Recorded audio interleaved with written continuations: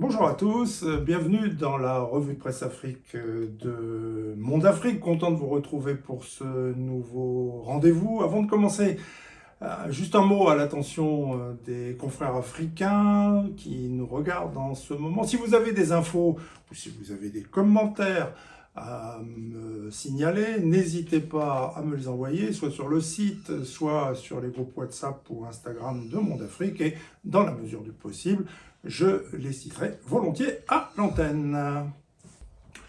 Alors tout de suite, bien sûr, le Niger avec analyse et réflexion en avalanche dans la presse en Afrique, et notamment celle qui tourne autour d'une question concernant la France, partira, partira pas, comme celle par exemple de l'observateur Palga qui écrivait ceci récemment, évoquant le nouvel homme fort de Niamey. Ce quotidien du Burkina Faso voisin prédisait que si le pouvoir du général Abdourahmane Tiani devait s'enraciner, on peut être sûr que les jours des militaires français sont comptés au pays d'Amani Diori. L'ange gardien qui a retourné son fusil contre son maître ne marche-t-il pas sur les pas du colonel Assimi Goïta et du capitaine Ibrahim Traoré, se demandait notre confrère Ouagalé en référence au maître du Mali et du Burkina Faso. Mais l'observateur Palga n'écartait pas non plus la menaçante hypothèse de l'irréparable qui aurait pu finir par se produire. Imaginez les soldats français tirant sur les manifestants nigériens, énonça-t-il. On peut être sûr que ce serait la goutte d'eau qui ferait déborder le vase. Et si ça se trouve, suspectait encore notre audacieux confrère, c'est peut-être même cyniquement le souhait des nouveaux maîtres du pays qui organisent, alimentent et financent le French bashing. Poussez donc Barkhane à la faute par French bashing. Il faut entendre le rejet de la France. À moins que, cynisme pour cynisme, ce soit aussi le vœu de Jupiter qui trouverait ici une raison personnelle d'en découdre avec des usurpateurs de Niamey. Et par Jupiter, il faut entendre évidemment Emmanuel Macron par Jupiter. Mais ça, c'était avant que le bien nommé journal Le Monde Afrique révèle la tenue de discussions entre Paris et Niamey sur un retrait partiel des forces françaises. Affaire à suivre donc.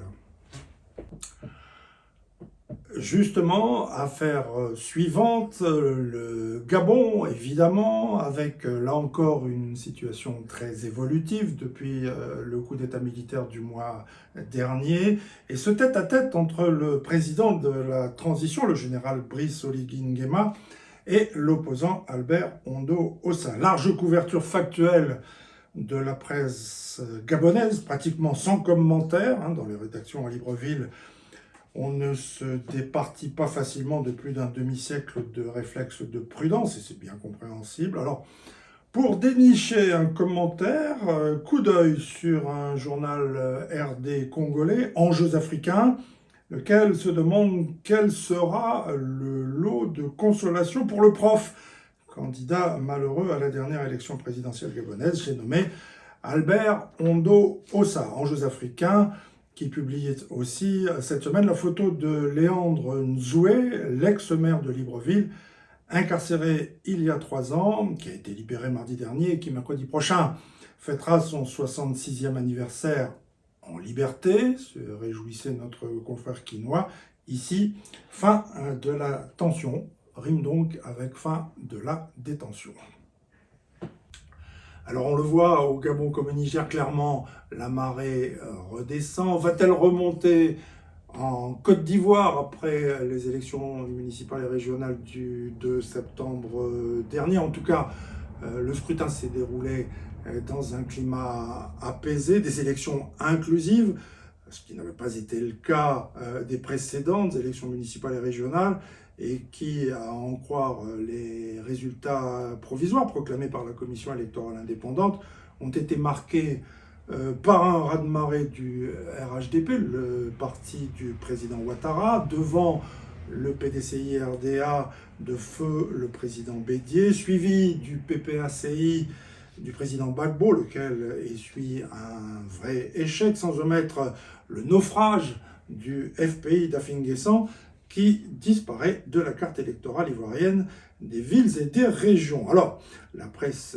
ivoirienne, ce n'est pas la presse gabonaise, 10 ou 20 revues de presse ne suffiraient pas à survoler ces commentaires au kilomètre depuis les élections et même avant. Aussi, comme on n'est jamais mieux servi que par soi-même, laissez-moi vous régaler d'une analyse mise en ligne par Mondafrique, co-signée par 3 consultants, une synthèse dont je vous recommande vivement la lecture. Alors à grands traits, les auteurs, Luc Gou, Hervé Gourgeon et Bernard Liot, décryptent ces élections ivoiriennes comme une sorte de miroir déformant, c'est-à-dire que si la victoire électorale en 2023 est de bon augure pour le RHDP, elle ne saurait garantir son succès à l'élection présidentielle de 2025 parce que le vote s'est déroulé sur une base électorale vivement contestée par l'opposition d'abord, parce que le matériel électoral a souvent été défaillant ensuite, et notamment les tablettes numériques. En second lieu, le scrutin de liste à un tour cette année ne saurait être comparé au scrutin uninominal à 2 tours de la présidentielle à venir d'abord. La participation à des élections locales n'a rien de commun avec celle d'une présidentielle ensuite. Et enfin, on ne connaît pas encore le casting de 2025. En conclusion, les auteurs de cette note démontrent que le salut de l'opposition ne pourrait résulter que d'une alliance élargie et non idéologique autour de celle déjà en chantier entre le PDCI-RDA et le PPACI. Alors, en attendant 2025, juste un conseil, lisez Mondafrique, évidemment.